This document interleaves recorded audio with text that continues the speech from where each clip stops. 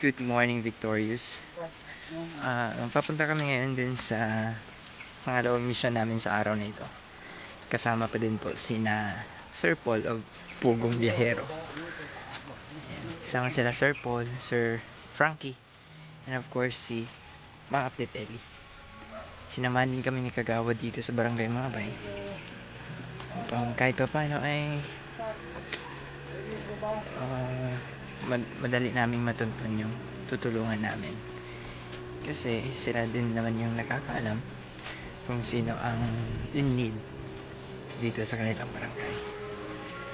So, andun pa si Sir Paul and Sir Paul and Sir Frank.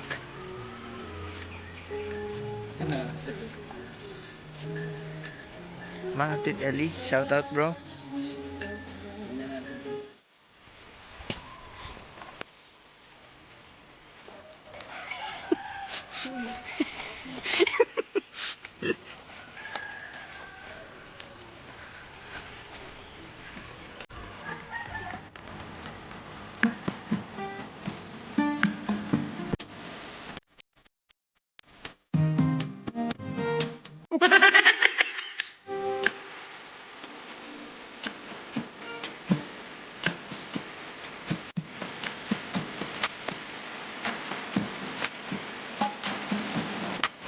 Pasensya na kayo mga kapatid, hindi kami nakakakala ng local.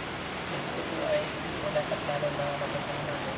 At ito ay sinadya. Pasalamat tayo kay Konsehan. Ito po ay Konsehan ng Barangay. Konsehan, salamat po. Maraming salamat at kasi namahan niyo po kami dito. Ito pong lugar, ano nga pong nasasakapan nyo ba? Ito, si Sibanod, Turokso, Barangay Kawayan. So sila po ay matagal na ito dito. Around 10 years na ba kayo dito? Around 15 years. Matagal na so wala talagang kabuhayan yung dalawang nakasaan. Dahil magbibigay po kami ng pagtutulong na sa inyo. Princess Ria Balbayra.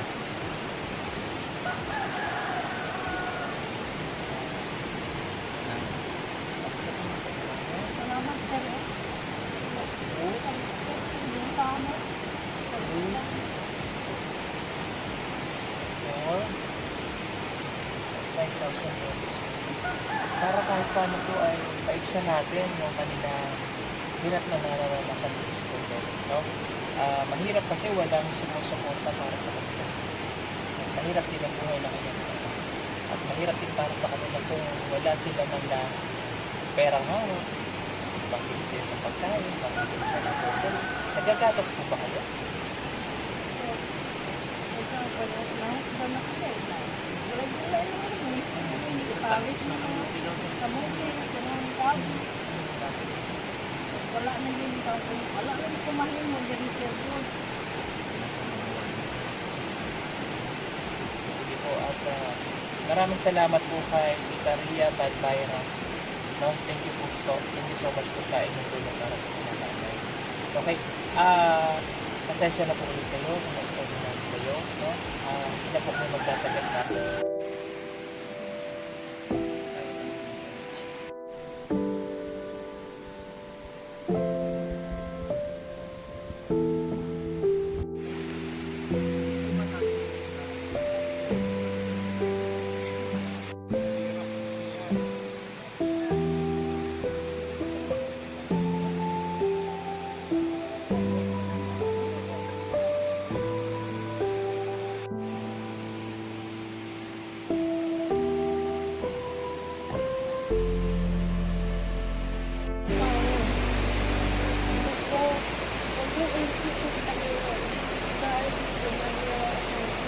Lahasan sa ako, ginawa ko. Mangiga na lang yung mga sabi. Mga sabi yan na